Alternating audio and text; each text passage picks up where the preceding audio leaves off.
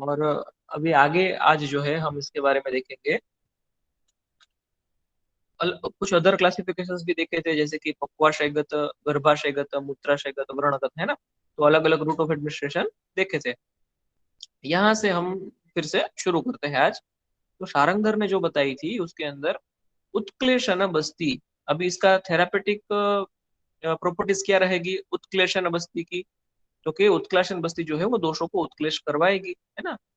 दोषों को शरीर में से बाहर निकालने के लिए तैयार कर देगी। और फिर दोषहर बस्ती, तो वो शमन और शोधन दोनों तरह से वहां पे पक्वाशय में जो दोष है उसको दूर करेगी। लेखन जो है तो लेखन कर्म करके वहां पे कफ दोष को दूर करेगी। उसी तरह से ब्रूहण का कर्म करने वाली है, सिर्फ कोष्ठ में नहीं लेकिन शाखा में, सातों धातुओं में ब्रूहण का कर्म करने वाली जो बस्ती रहेगी वो ब्रूहण बस्ती होगी। फिर पिच्छिल बस्ती, जो पिच्छिल गुण वाली होगी, जहाँ पे पिच्छिल गुण बहुत कम हो गया है, रुक्ष गुण बढ़ गया है, तो पिच्छिल गुण देने के लिए पिच्छिल बस्ती। और फिर कुछ कॉम्बिनेशन वाली बस्ती जो कि मधुतैलिक बस्ती नाम से जानी जाती है। मतलब कि है तो ये निरहु बस्ती, निरहु बस्ती मतलब है तो ये काढ़े की बस्ती, क्वाथ की बस्ती है, लेकिन उसमें भी हमने तेल इंट्रोड्यूस किया है, उसमें भी हमने शहद इंट्रोड्यूस किया है। तो वो उसका प्रमाण डेफिनेटली कम रहेगा, काढ़े के मुकाबले उसका प्रमाण काफी कम रहेगा। लेकिन सभी तरह का मिक्सर यहाँ पे बताया गया है, तो उसको मधु तैलिक बस्ती ऐसे नाम से जाना जाता है। तो शारंगधर का जो है बस्ती का यहाँ पे खत्म होता है, और सुश्रुत का जो है वो आगे बढ़ता है। तो सुश्रुत ने उत्क्लेशन, शोधन के अंदर भी अलग दो, तीक्ष्ण और मृदु, मतलब तीक्ष्ण शोधन और मृदु शोधन। फिर शमन के अंदर भी दोष के अनुसार वात शमन, पित्त शमन, कफ शमन, और एक अलग बस्ती बताई है शूल प्रशमन बस्ती। तो उन्होंने अलग से इंग्रेडिएंट्स दिए हैं कि इतने इतने इंग्रेडिएंट्स ले लीजिए और बस्ती दे दीजिए तो वो शूल का प्रशमन करेगी। फिर उसी तरह से ब्रूहण और कर्षण बताया है। फिर मधुतैलिक भी सेम उन्होंने बताया है, लेकिन आगे और बताते हैं सुश्रुत कि एक संग्राही बस्ती है, जो ग्रहणी में, ग्रहणी रोग में अगर हमें संग्रहण करना है अतिसार प्रवाहिका में, तो वहां पे ये उपयोग में आएगी। फिर एक पिच्छा बस्ती नाम से एक पिछिल बस्ती ही है, पिच्छा बस्ती नाम से अलग से बताते हैं। तो ऊपर जो रक्त अतिसार प्रवाहिका ग्रहणी वगैरह की बात की संग्राही में, फिर उससे एक स्टेप आगे बढ़ते हैं रक्तातिसार के बारे में। स्पेसिफिकली जब रक्तातिसार हो तो वहां पे पिच्छा बस्ती नाम से एक बस्ती देनी चाहिए। तो उसके अंदर क्या क्या इंग्रेडिएंट्स वगैरह है देखेंगे। फिर रसायन वाजीकरण के लिए बस्ती बताई है। वाजीकरण में भी स्पेसिफिक सुश्रुत ने बताया है कि क्षीण इंद्रिय बलकारक, यानी कि अगर इंद्रिया क्षीण हो गई है तो उसको बल देने वाली ये स्पेसिफिक बस्ती है। और वाजीकरण के अंदर है मतलब जनन इंद्रिय जो क्षीण हो गई है तो स्पेसिफिकली उसके लिए है। फिर व्यापन्न योनि प्रत्यात्म बस्ती, तो अगर ये जो वाजीकरण जो है वो हमें स्त्रियों में करना होगा, है ना, तो वहां पे योनि का जो पथ्यतम होगा, योनि का जो पथ है उसको उत्तम बनाना है, तो उस समय पे ये बस्ती उपयोग में आएगी। फिर रक्त बस्ती, अगर रक्त क्षय हो गया है तो बढ़ाने के लिए सिर्फ खून की बस्ती दी जाएगी, उसके इंग्रेडिएंट्स में सिर्फ ब्लड रहेगा। फिर उसी तरह से चक्षुषीय बस्ती, वर्ण प्रसादनीय, और भी बहुत सारी बस्ती है। तो अभी इन सभी बस्तियों के बारे में हम डिटेल में देखेंगे। उसके बस्ती द्रव्य क्या है, कैसे मिक्स करना है, और उसका यूज क्या है, शरीर में जाके वो कैसे काम करता है, इन सभी के बारे में देखेंगे। और निरूह बस्ती के बारे में हमने इतना कुछ देखा। अनुवासन बस्ती के बारे में भी कुछ देखेंगे, खास करके उसकी मात्रा, उसका जो डोज है, क्योंकि निरूह बस्ती का डोज डिपेंड्स काफी बड़ा होता है, अनुवासन बस्ती का डोज उतना बड़ा नहीं दे सकते स्नेह। तो क्या क्या होता है वो देखेंगे। तो अनुवासन बस्ती यानी कि हम जिसको सामान्य भाषा में बोलते हैं तेल की बस्ती, है ना, अक्सर उसमें स्नेह जो है वो तेल होता है। तो तेल की बस्ती जो होती है, अनुवासन बस्ती जो होती है, उसको अपनी मात्रा के अनुसार अलग अलग नाम दिए गए हैं। अनुवासन बस्ती अगर रस्व मात्रा में दी जाती है, यानी कि 75 ग्राम, उतनी कम मात्रा में दी जाती है, तो वो मात्रा बस्ती ऐसे नाम से जानी जाती है। और मात्रा बस्ती, ये शब्द आपने अष्टांग हृदय में पढ़ा हुआ है फर्स्ट ईयर में, कि मात्रा बस्ती जिसको बोलते हैं, तो वो अनुवासन बस्ती की रस्व मात्रा के लिए उपयोग में आने वाला शब्द है, जिसमें बस्ती द्रव्य जो है वो 75 ग्राम लिया जाता है, या फिर 7.5 तोला प्रमाण में लिया जाता है। अगर वो मध्यम मात्रा में हो तो उसे अनुवासन बस्ती नाम से ही जाना जाएगा, और मात्रा बस्ती से दुगना या रस्व मात्रा से दुगना, ऐसा मध्यम मात्रा उसकी 150 ग्राम रहेगी, या फिर 15 तोला रहेगी। और अगर उसको अपनी श्रेष्ठ मात्रा में दिया जाए जहाँ कहीं पे इतनी रोगी के अंदर इतना बल हो कि वो स्नेह बस्ती श्रेष्ठ मात्रा में 300 ग्राम मात्रा में ले सके, तभी उसको ये स्नेह बस्ती दी जाएगी। और इसके कम भी बहुत बार प्रैक्टिस में देखा जाता है। जब हम पंचकर्मा करते हैं पेशेंट का, तो कई कई पेशेंट को सिर्फ 2 तोला मात्रा में या 3 तोला मात्रा में या 4 तोला मात्रा में उतनी भी बस्ती देते हैं। तो वो जो है रसवों से भी कम मात्रा, तो उसके लिए क्या शब्द है आपको पता रहेगा, रसीयसी मात्रा, है ना। तो वो एक ट्रायल डोज होता है, जिसको हम बोलते हैं ट्रायल डोज या फिर रसीयसी मात्रा। तो वो जो है 20 ग्राम, 30 ग्राम, 40 ग्राम, यानी कि 2, 3, 4 तोला ऐसे डोज में भी बहुत बार पेशेंट को देते हैं। तो वो भी आपको एक अनुभव मिलेगा पंचकर्मा करते समय। लेकिन बेसिकली जो शास्त्र में बताया है वो 3 हम याद रखेंगे, पंचकर्म में आपको फोर्थ वन भी आ जाएगा। फिर उसका डोसेज, है ना। तो बस्ती का जो डोसेज है वो हमेशा रोगी की आयु और रोगी के बल, उसके ऊपर डिपेंड करता है। हमेशा ऐसा नहीं होता कि ये वाली बस्ती है, समझ लीजिए कि युक्त रक्त बस्ती है या रक्त बस्ती है, तो वो उसका डोज ये एक फिक्स डोज है और उतना ही देना है ना। जैसे कि समझ लीजिए कि एक दवाई है जिसका नाम है पैरासिटामोल, जिसका डोज होता है 500 mg, सभी को उतना ही देना है, ऐसा नहीं होता। यहाँ पे क्या है, हमेशा ही रोगी की आयु कितनी है, रोगी का बल कितना है, उसके अनुसार, जैसे हम मॉडर्न में भी गिनते हैं, डोज गिनते हैं mg/kg, है ना, ऐसा डोज गिनते हैं कि इतने मिलीग्राम/किलोग्राम। तो उस तरह से यहाँ पे वैद्य जो है तय करते हैं। तो दोनों के, निरूह और आस्थापन दोनों के डोज देखेंगे, सॉरी, निरूह और अनुवासन दोनों के डोज देखेंगे। तो निरूह जो है उसको आस्थापन बस्ती भी कहते हैं, वो 12 प्रसृति की मात्रा में, यानी कि 1200 ग्राम, मतलब कि 1 लीटर से ज्यादा मात्रा में, 1.25 लीटर मात्रा में हम उसको उपयोग में लेते हैं।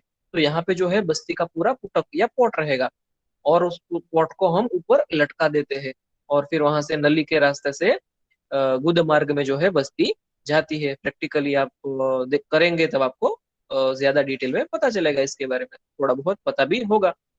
वो जो आस्थापन बस्ती होती है, नीरू बस्ती या काढ़े की बस्ती जो है, वो काफी बड़ी मात्रा में दी जाती है, यानी कि 12 प्रसृति, यानी कि 1200 ग्राम, या फिर 1 लीटर, 1.25 लीटर, उतनी मात्रा में दी जाती है। तो फिर उसके अंदर क्वाथ भी होता है, कुछ कल्क भी मिक्स किया हुआ रहता है। अगर जरूरत पड़ी तो हम तेल भी उसके अंदर ऐड करते ही है, लेकिन थोड़ी मात्रा में। जैसे कि ये 12 प्रसूति क्वाथ होगा, तो उसके अंदर तेल कुछ ग्राम ही होगा। तो ऐसा बड़ा डोज जो होता है वो हमेशा क्वाथ की या काढ़े की बस्ती का होता है, नीरो बस्ती का होता है। फिर उसके मुकाबले स्नेह बस्ती जो है, उसमें ऐसा बताया गया है कि निरूह बस्ती से 1/4 मात्रा में अनुवासन बस्ती देनी चाहिए। तो निरूह बस्ती से 1/4 मात्रा में, यानी कि उसका 1/4 पार्ट ही ये स्नेह बस्ती देनी चाहिए। तो स्नेह बस्ती जो है वो 3 प्रसूति हो गई, 12 प्रसूति, 12 प्रसूति का 1/4, यानी कि 3 प्रसूति, यानी कि 300 ग्राम हो गई। लेकिन वो भी स्नेह बस्ती कही जाएगी अपनी उत्तम मात्रा में। और उस उत्तम मात्रा से कम मात्रा क्या क्या होगी वो हमने पीछे की स्लाइड में देखा। जैसे कि अगर निरूह बस्ती जो है वो 12 प्रसूति है, तो 12 प्रसूति से 1/4, यानी कि सिर्फ 3 प्रसूति, 300 ग्राम, वो जो है स्नेह बस्ती कही जाएगी, और वो स्नेह बस्ती की उत्तम मात्रा कही जाएगी या श्रेष्ठ मात्रा कही जाएगी। फिर उससे कम मात्रा में मध्यम या फिर रस्व, हम अनुवासन या फिर मात्रा, या फिर उससे भी कम रसीय सी मात्रा है, तो भी उसको भी मात्रा बस्ती ही बोलेंगे, वो भी दे सकते हैं। तो ये हो गया बस्ती के डोसेज के बारे में कि कितना डोज देना चाहिए। अभी ये तय कैसे करेंगे, रोगी का बल कैसा है ना, वो आप निदान में देखते हैं, रोग निदान में देखते हैं कि रोगी का बल कैसे तय करना है, रोगी के रोग की संप्राप्ति, रोग की स्थिति कैसे तय करनी है, और आयु हमें पता होती है। तो उसके अनुसार बस्ती का डोज हम तय करते हैं। फिर एक एक उदाहरण लेना शुरू करते हैं, और ढेर सारे उदाहरण लेंगे। इसमें से आप आसानी से याद रख सकते हैं, ऐसे वाले उदाहरण याद रखिए, है ना। ऐसा कोई कंपलसरी नहीं होगा एग्जाम के लिए कि यही उदाहरण लिखना है। आप अपने हिसाब से जो याद रह सकते हैं वैसा 3, 4, 5 उदाहरण याद कर लीजिए। और जो सचमुच में उपयोग में ज्यादा आते हैं वो वाले उदाहरण ज्यादा याद करिए, है ना। तो मैं बताता जाऊंगा। तो उसमें सबसे पहला जो है वो है उत्क्लेशन बस्ती। उत्क्लेशन बस्ती हमने सबसे पहला देखा था, है ना। तो क्या उसका उपयोग होगा, जो नीचे ब्लू कलर में लिखा है वो उसका यूज है। दोष और मल, उनका उत्क्लेशन करने के लिए, नाम से ही पता चलता है।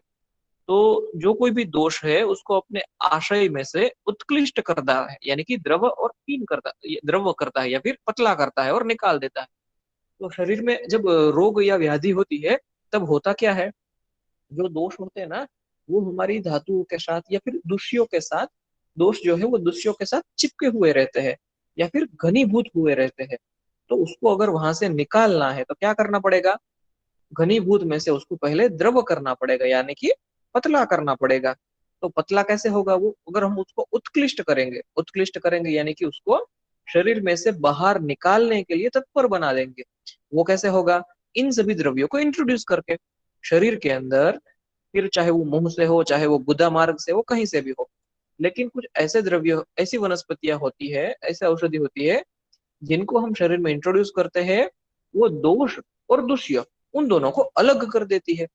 यही हम रोग निदान में देखते हैं ना, काय चिकित्सा में यही देखते हैं कि रोग के अंदर दोष और दुष्य इन दोनों को अलग अलग कर दे, उसी को बोलते हैं संप्राप्ति भेद या समूर्छना भेद। तो समूर्छना को तोड़ देंगे, यानी कि दोष और दुष्य को अलग अलग कर देंगे। तो बस्ती के माध्यम से भी वो चीज पॉसिबल है।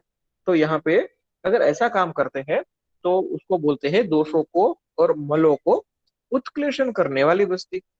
तो उसके अंदर क्या करते हैं, एरंड बीज, यष्टि मधु, पिपली, वच्चा, हपुष यानी कि गोरखमुंडी, मदन फल, इन सभी द्रव्यों को लेके बस्ती बनाते हैं। अभी यहाँ पे क्वाथ बनाने योग्य जो है उनका क्वाथ बनाएंगे, जैसे कि एरंड बीज, यष्टि मधु, वच्चा, गोरखमुंडी उनका काढ़ा बनाएंगे।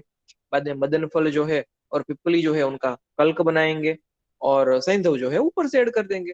तो इस तरह से यहाँ पे सिर्फ क्वाथ और कल्क की बस्ती है।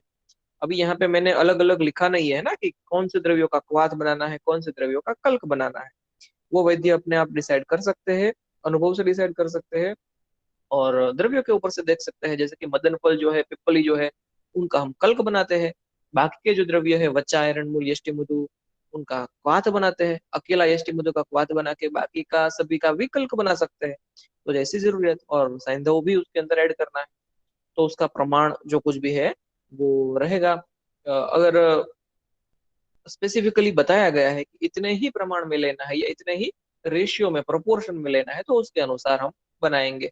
वरना रोगी के बल के अनुसार हम तय करेंगे। कि अगर हमें बस्ती का रिटेंशन करना हो ज्यादा समय, है ना, जो काढ़े की बस्ती जो होती है ना, वो ये जितने भी निरूह बस्तियां जितनी भी रहेगी, उसमें क्या होता है कि बस्ती देने के बाद थोड़ी ही देर में वो बस्ती रिटर्न हो जाती है, वो वापस निकल जाती है। जैसे कि हमने बस्ती दे दी तो कुछ ही मिनटों में वो बस्ती वापस निकल जाती है, लेकिन हम चाहते हैं कि नहीं, बस्ती का रिटेंशन हो जाए। कुछ बस्ती जो है वो कुछ समय तक पक्वाशय में रहे, अंदर गुदा मार्ग में अंदर रहे, और अपना असर दिखाए, कुछ ज्यादा मिनट तक रहे। तो फिर क्या करते हैं, हम उसमें मदन फल, पिपली जैसे द्रव्य कल्क बना के ऐड कर देते हैं, तो बस्ती वहां पे टिकी रहती है कुछ मिनटों तक। इसमें अनुवासन बस्ती में, तेल की बस्ती में ऐसा कुछ नहीं होता, क्योंकि वहां पे तो वो तुरंत नहीं निकलती, वो तो रहती है, काफी समय तक रहती है, कुछ घंटों तक। हो सकता है एक दिन तक रह जाए पूरी, या फिर वापिस ही ना आए, ऐसा भी हो सकता है ना। तो वो सारी चीजें जो है आप बस्ती चिकित्सा में देखने वाले हैं। लेकिन ये इसमें काढ़े की जो बस्ती होती है, निरूह बस्ती होती है, उसमें हमें कभी कभी रिटेंशन हमें इंड्यूसली करवाना पड़ता है। तो वहां पे हम मदर फल, पिपली जैसे द्रव्यों का कल्क ऐड कर देंगे। तो उन द्रव्यों की जो द्रव्य गुण में प्रॉपर्टीज आपने पढ़ी होगी, कि जो मदन फल है, पिपली जो है, वो क्या करते हैं, वमन कारक द्रव्य है। तो वो जो है नीचे से बस्ती को निकलने नहीं देंगे, ऊपर की ओर लेके जाएंगे, यानी कि वहां पे रोक के रखेंगे। तो ये सब हो गया उत्क्लेशन बस्ती, उसका कर्मकत्व और उसका उपयोग, है ना। तो दोषों को और मलों को उत्क्लेश करवा के बाहर निकालने का काम करेगी वो।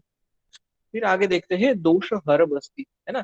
तो उत्कृष्ट हुए दोष है, खुद से ही उत्कृष्ट हुए हैं, ओरल मेडिसिन से उत्कृष्ट हुए हैं, उत्क्लेशन बस्ती से उत्कृष्ट हुए हैं, किसी भी तरह से। लेकिन दोष जो है वो बाहर निकालने के लिए तत्पर है, शरीर में से बाहर निकलने के लिए तत्पर है वो। अभी वो बाहर निकलना तो चाहते हैं, वो पतले हो चुके हैं सभी दोष और मल, है ना, दूसरे से अलग हो चुके हैं। फिर उनको खींच के बाहर भी तो निकालना पड़ेगा। तो ये तो विरेचन से हो सकता है ना, या फिर बस्ती से भी कर सकते हैं। तो ऐसी दो शहर बस्ती भी है जो दोषों को, मलों को बाहर निकाल देती है।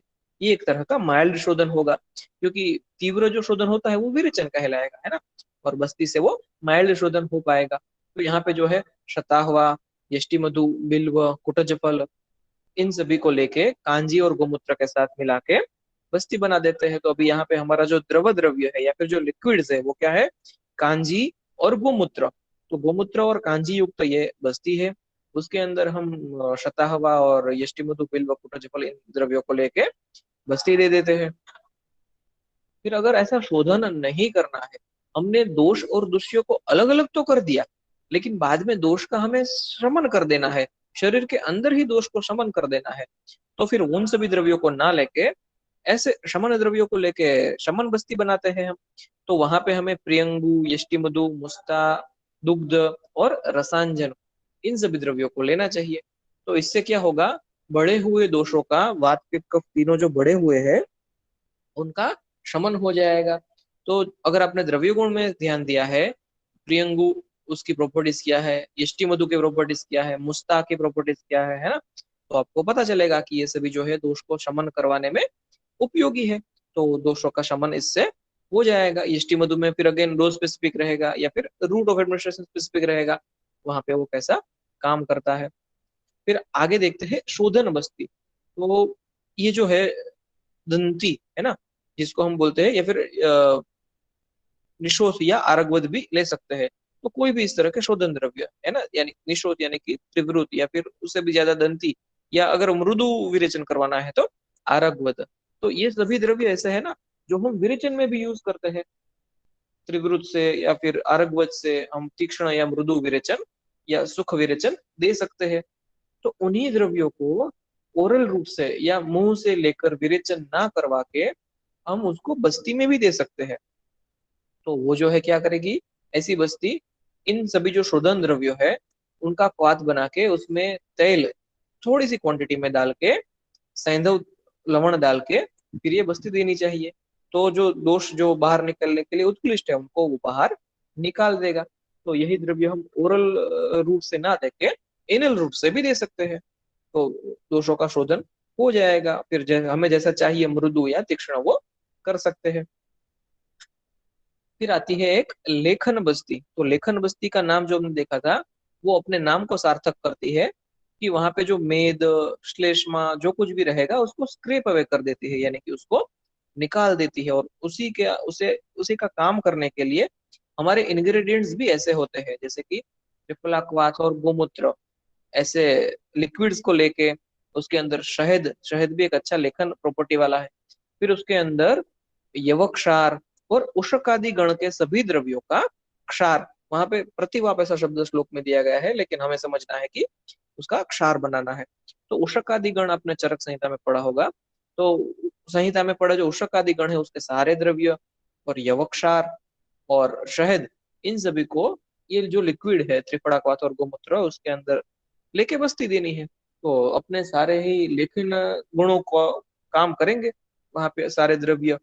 और श्लेष्म जो है, मेद जो है, उसका लेखन यानी कि उसको खुरच खुरच कर बाहर निकाल देंगे। जो कोई भी श्लेष्मा है, जो कुछ भी मेद है उसको, तो कहीं पे हमें श्लेष्मा मेद का समन करना है तो फिर हमें वहां पे ऐसी बस्ती लेखन करना है तो हमें वहां पे ऐसी बस्ती देनी चाहिए। फिर आगे एक है ब्रूहण बस्ती। तो आप ब्रूहण शब्द से समझते हैं कि शरीर में नरिशमेंट करवाना है। तो वहां पे हमें कौन कौन से द्रव्य लेने चाहिए ब्रूहण करने के लिए। तो वहां पे रुद्धि, वृद्धि, अश्वगंधा, शतावरी या फिर इस तरह के ब्रूहण द्रव्य लेने चाहिए। तो इस तरह के ब्रूहण द्रव्य जो है उनका क्वाथ बना लेंगे। उसके साथ ये कुछ मधुर द्रव्य जो होंगे उनका कल्प उसमें ऐड कर देंगे। फिर उसमें घी ऐड करेंगे, उसमें मांस का रस एज ए लिक्विड ऐड करेंगे। तो ऐसे सारे द्रव्यों का हम मिक्सचर, होमोजीनियस मिक्सचर करके फिर अगर हम बस्ती देंगे तो फिर वो ब्रूहण बस्ती कहलाई जाएगी। और इस तरह से रिपीटेटिवली जो कोई भी बस्ती का डोज हमें देना होगा तो बस्ती देते रहेंगे।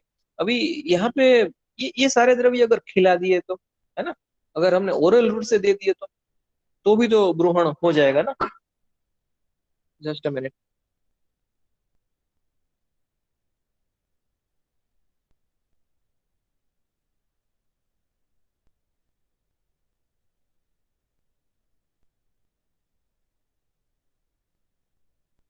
तो ये जो ब्रूहण बस्ती है इसके बारे में हम देख रहे थे कि ये काम तो करती है नरिशमेंट करवाने का, है ना।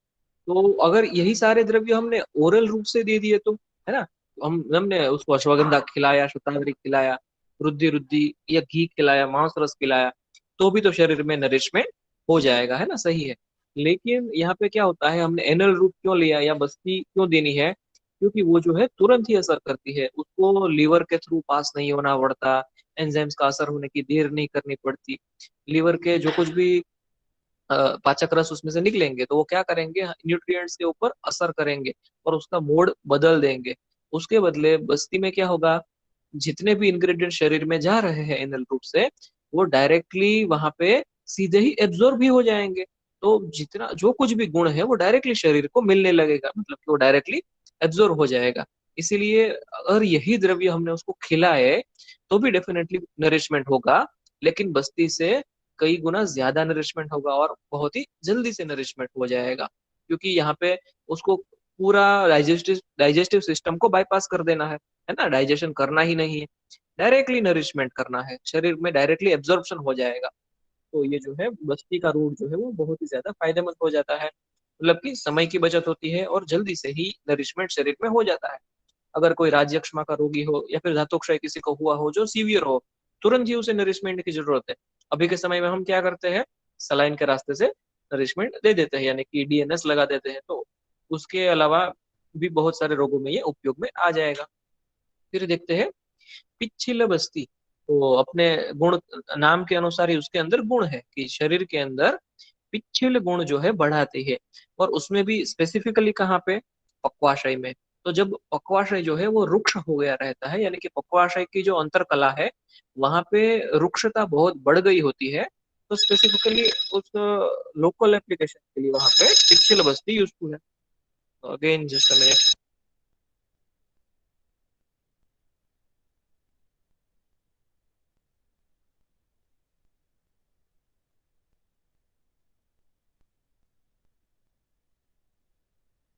तो ये जो पिच्छिल बस्ती है, तो वो जो है पक्वाशय के अंदर अगर रुक्षता बढ़ गई है, तो वहां पे हमें रुक्षता को दूर करके वहां पे स्नान करने के लिए पिच्छिल बस्ती या फिर पिच्छिल गुण वहां पे लाने के लिए उपयोग में आएगी।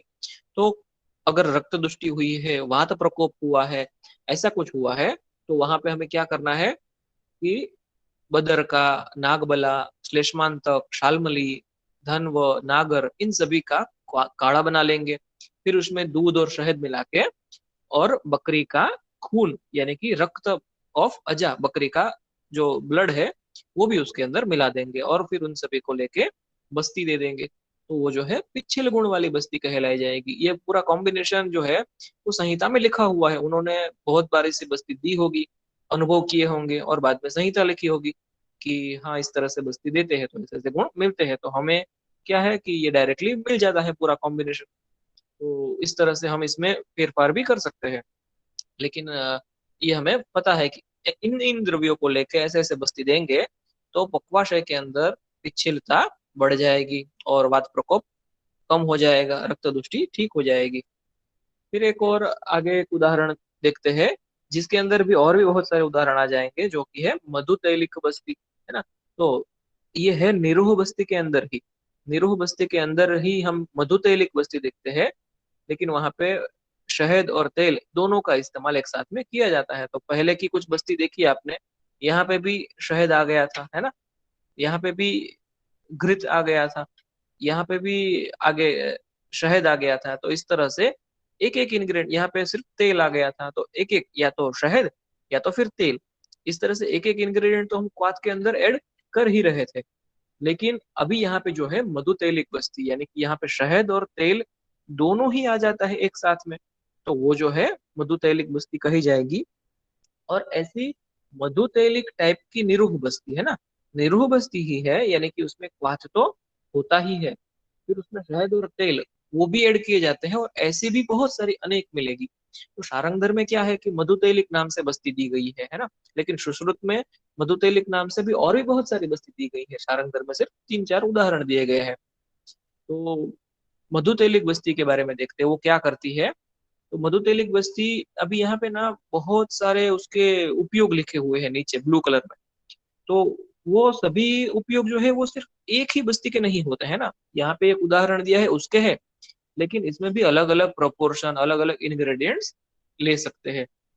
तो यहाँ पे बेसिक क्या लिया है कि एरंड मूल का क्वाथ और उसमें शहद और तिल तेल मिक्स करके शतपुष्पा का कल्क ऐड और सैंधव ऐड कर दिया है। तो ये तो हो गया एक बेसिक। फिर इसमें हम मॉडिफिकेशन कर सकते हैं बहुत सारा।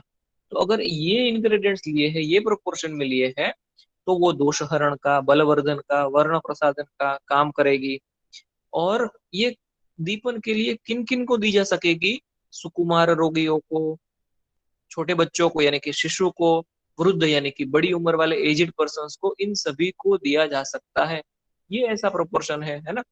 और कौन कौन से रोगों में? तो मेदो रोग में, गुल्म में, कृमि में, प्लीहा रोग में, उदावर्त में, ऐसे अलग अलग बहुत ही डाइवर्स डिसीजेज में इनको दिया जा सकता है। तो मधुतैलिक बस्ती जो है, मतलब कि सुश्रुत क्या बताता है यहाँ पे कि हमने काढ़ा और शहद और तेल और भी जितने भी इंग्रेडिएंट्स चाहिए अलग अलग प्रॉपर्टीज वाले अपने हिसाब से मिक्स करने चाहिए और बस्ती देनी चाहिए। और उसका जो डोज है वो अकॉर्डिंगली सुकुमार, शिशु, वृद्ध या फिर अलग अलग कंडीशंस में लिया जा सकता है। फिर अभी उसके अंदर ही हम देखते हैं दीपन बस्ती, या फिर उसका एक और नाम यापन बस्ती ऐसा भी है।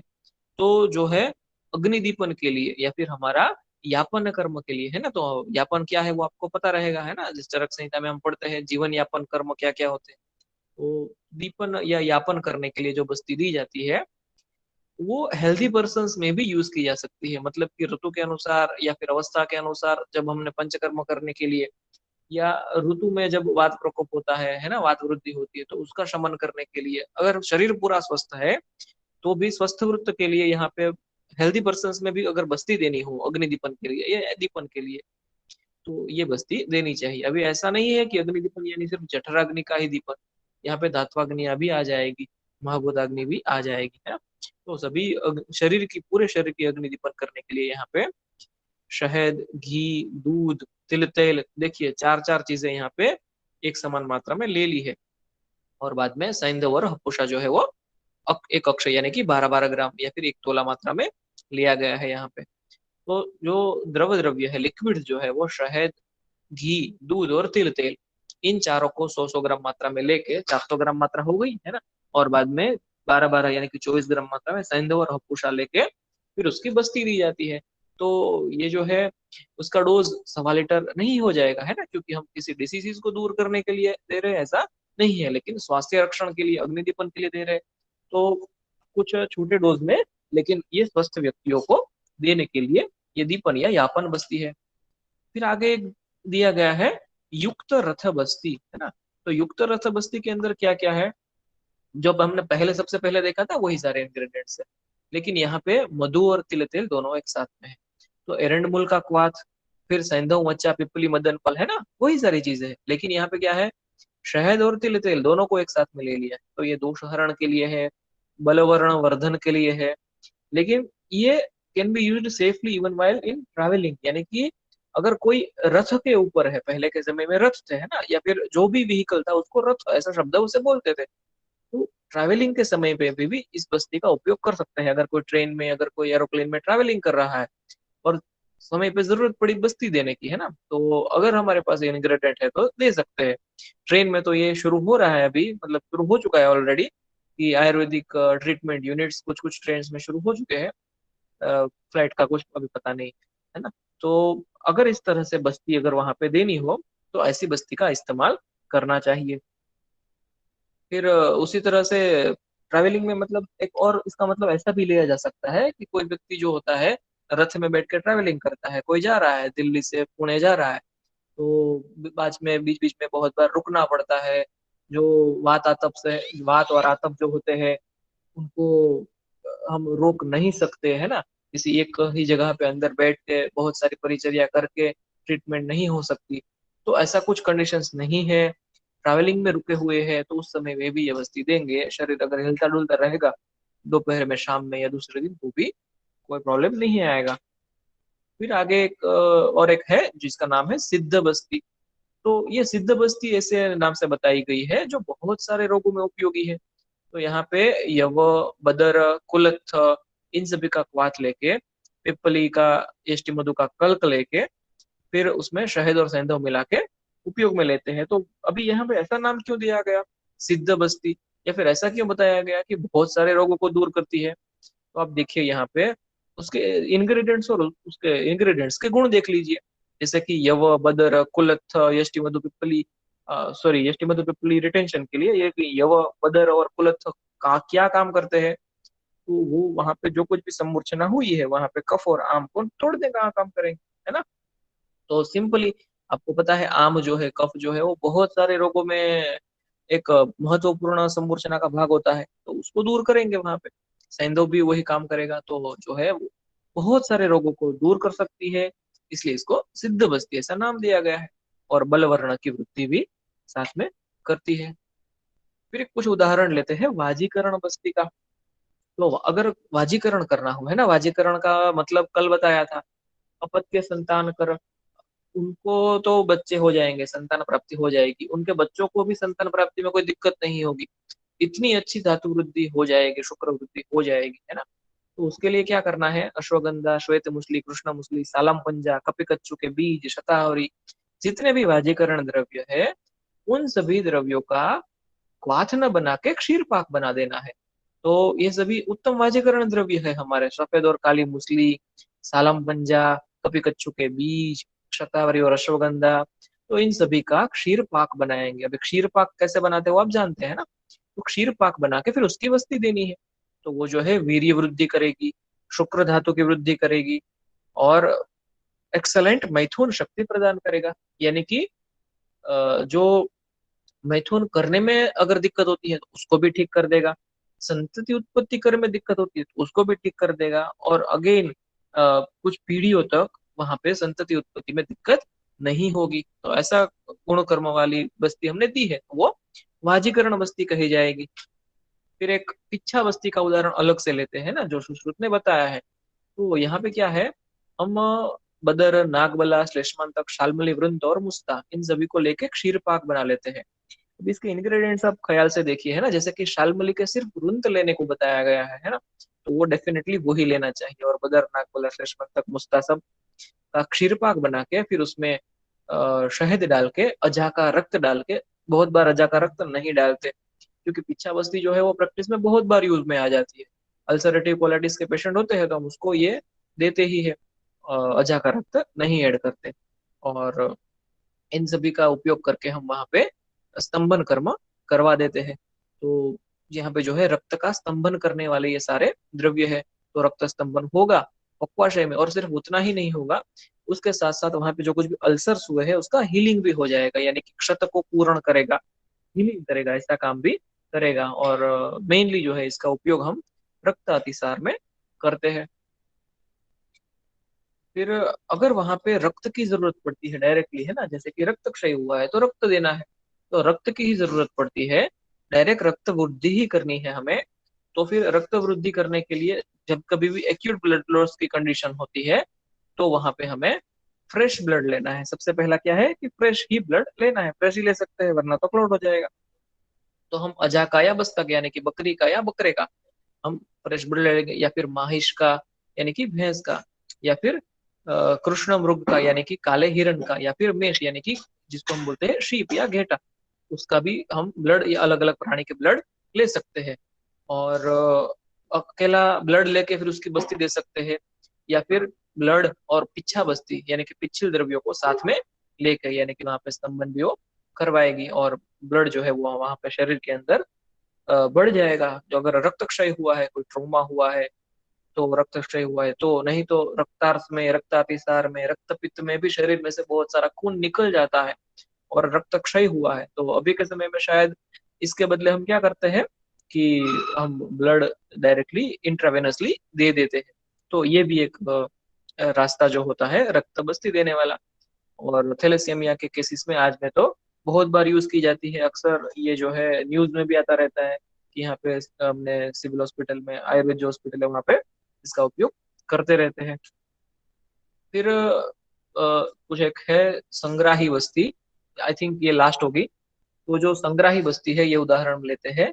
तो यहाँ पे प्रियंगवादी गण का क्वाथ बनाते हैं और अंबष्ठादी गण का कल्क बनाते हैं, और इन दोनों को शहद के साथ और घी के साथ लेके बस्ती देते हैं, तो वो आम पाचन के लिए, ग्राही कर्म के लिए उपयोग में आएगी। कौन से केसेस में? अतिसार जैसे जो कुछ भी केसेस होंगे वहां पे ये उपयोग में आएगी। तो उसके गुण के अनुसार ही उसका नाम है संग्राही बस्ती। तो हमें इंग्रेडिएंट्स बहुत इजीली याद रह जाए, ऐसा है कि प्रियंगवादी गण का काढ़ा और अंबष्ठाती गण का कल्क बना लेना है, शहद और घी के साथ संग्राही कर्म करने के लिए जो देंगे वो संग्राही बस्ती रहेगी। तो आज इतना ही रखते हैं, आगे के लेक्चर में बाकी की चीजें देखेंगे। आप सभी अटेंडेंस भेज दीजिए अपनी। कुछ भी क्वेश्चंस जो कुछ भी हो तो अभी भी पूछ सकते हैं या फिर व्हाट्सएप पे भी पूछ सकते हैं।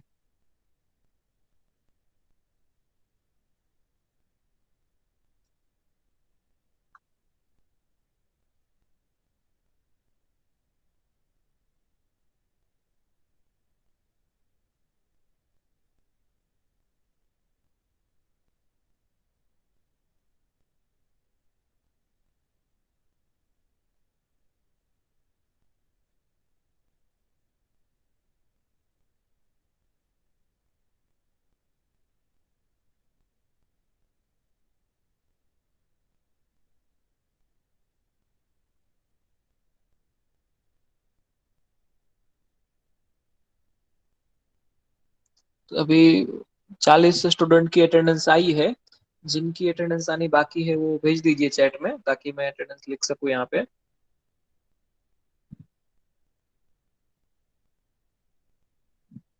और अटेंडेंस लिखने के बाद आप लीव कर सकते हैं।